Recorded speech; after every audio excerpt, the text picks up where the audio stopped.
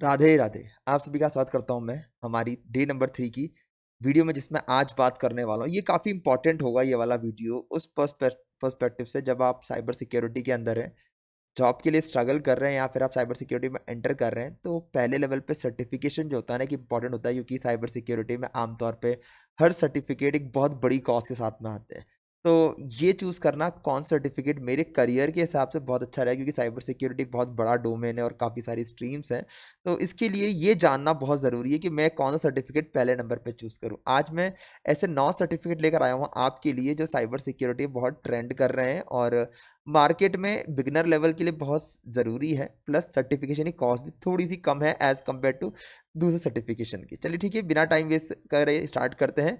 अच्छा लग रहा है कंटेंट तो सब्सक्राइब करना ना भूलें। डे 1 डे 2 ज़रूर देखना ना भूलें, क्योंकि उसके अंदर मैंने बताया अगर आप साइबर सिक्योरिटी में ऑलरेडी हैं या जा रहे हैं 2025 के अंदर, तो ये वीडियो डे 1 डे 2 बहुत इंपॉर्टेंट है क्लैरिटी के लिए कि बॉस मुझे क्या करना है। बेसिकली डे 1 डे 2 के अंदर मैंने समझाया है चीज़ों के बारे में। आप एक बार देखिए ज़रूर, तो पता चलेगा आपको।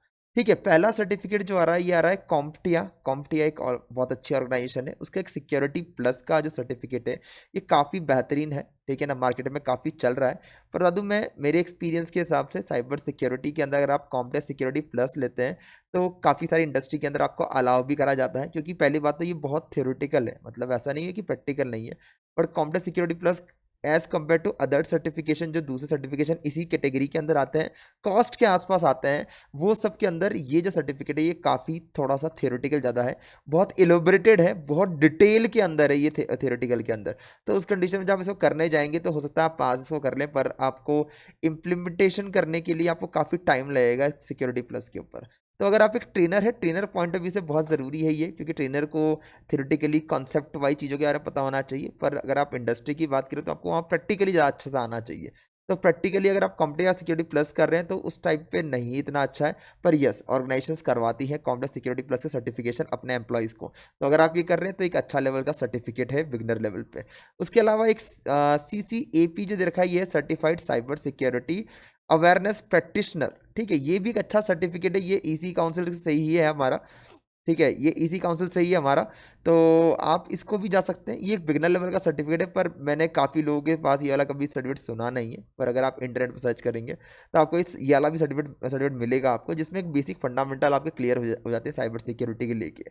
ठीक है, तो उसके बाद फिर एक और देखा है कॉम्प्टिया नेटवर्क प्लस, क्योंकि आप देखेंगे कॉम्प्टिया जो एक विनिंग कंपनी है, मतलब हर फील्ड के अंदर ऑटोमेटिकली आप देखें तो कॉम्प्टिया काफ़ी अच्छा नाम है। पर नेटवर्क के अंदर काफ़ी अच्छा नाम, नेटवर्क एंड हार्डवेयर के अंदर काफ़ी अच्छा नाम है कॉम्प्टिया का।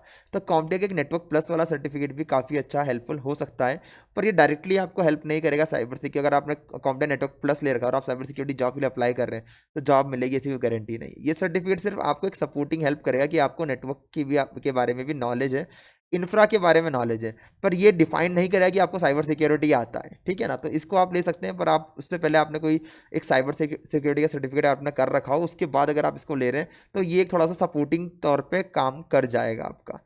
उसके बाद फोर्थ नंबर पे सर्टिफिकेट दे रखा है, वो है सीए, जो स्पेशली बनाया गया है साइबर सिक्योरिटी के एंट्री लेवल सर्टिफिकेशन में इसको हम काउंट करते हैं, क्योंकि सीए एक वास्ट एरिया कवर करता है, प्रैक्टिकली कवर करता है। लेकिन अगर मैं कॉम्प्टिया सिक्योरिटी प्लस जो है वो और सीएच को कंपेयर करूं तो सीएच ज़्यादा प्रैक्टिकल होता है as compare to CompTIA security plus से।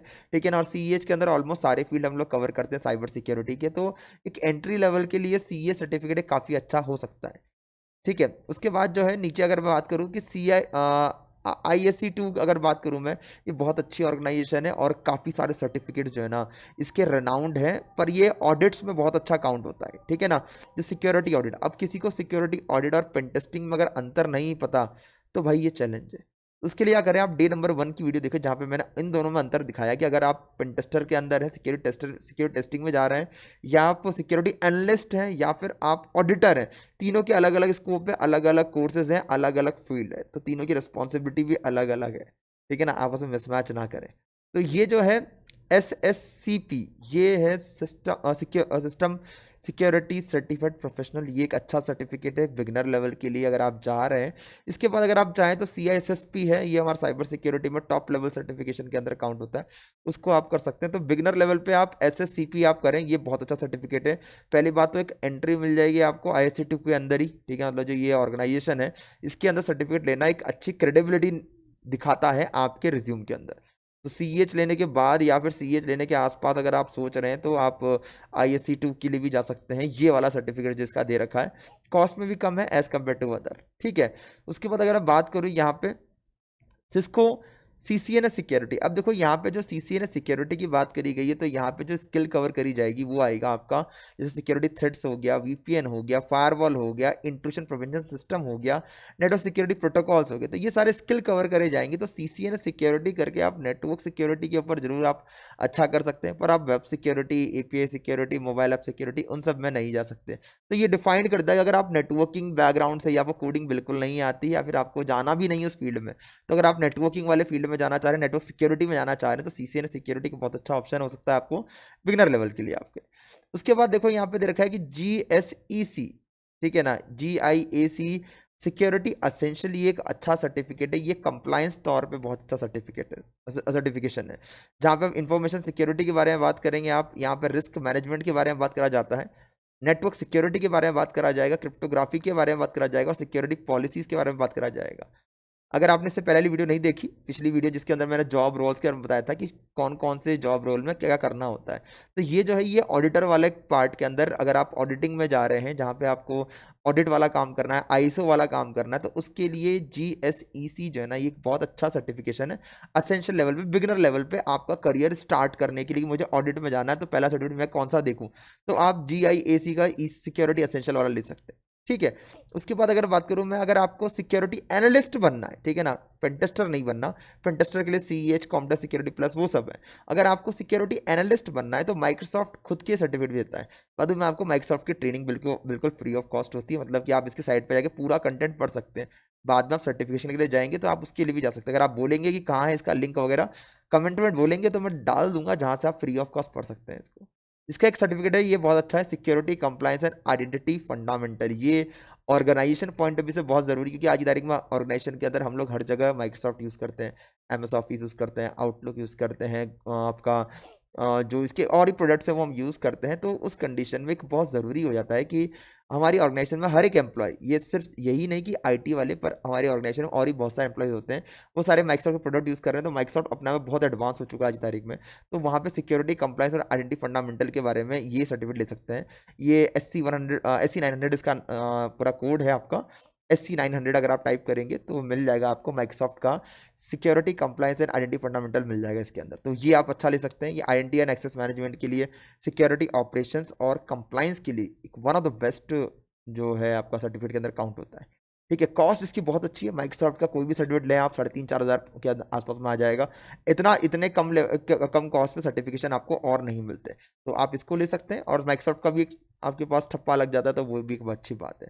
उसके बाद अगर आप क्लाउड के अंदर जाना चाह रहे हैं तो आपके पास AWS बहुत अच्छा ऑप्शन है, ठीक है ना। AWS certified security specialist foundation level का, इसमें भी अलग अलग लेवल्स आते हैं, तो फाउंडेशन लेवल का लें, बिगनर लेवल पे अगर आपने बोला कि मेरा जो प्रायोरिटी है वो क्या है, क्लाउड के लिए, कि भाई मैं जाना चाह रहा हूँ क्लाउड के फॉर्म में, क्लाउड सिक्योरिटी में जाना चाह रहा हूँ, तो उस कंडीशन में आप AWS सर्टिफाइड सिक्योरिटी स्पेशलिस्ट का सर्टिफिकेट ले सकते हैं, बहुत अच्छा है।